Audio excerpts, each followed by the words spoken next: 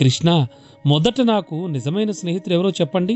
దీనికి సమాధానంగా శ్రీకృష్ణ పరమాత్మ ఇలా అంటాడు: అవసరంలో ఉన్న తన స్నేహితుడు పిలవకుండానే సహాయం చేసేవాడే నిజమైన స్నేహితుడు అని బదులిస్తాడు.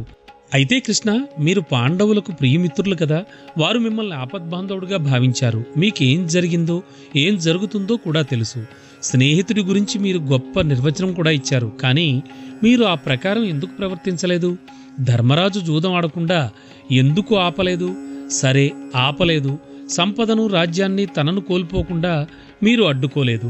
దుర్యోధనుడు ధర్మరాజును ప్రలోభపెట్టి ద్రౌపది పందెం ఖాయమని చెప్పినప్పుడు మీరు ఎందుకు జోక్యం చేసుకోలేదు? మీ శక్తితో జూదాన్ని పాండవులకు అనుకూలంగా మార్చవచ్చు, కానీ అది కూడా ఎందుకు చేయలేదు? నిజానికి ఆపద సమయంలో ఒక వ్యక్తికి సహాయం చేసే వారినే ఆపద్బాంధవుడు అంటూ ఉంటారు. మరి మీరు వారికి సహాయం చేయకపోవడం ధర్మమేనా అని ప్రశ్నించాడు.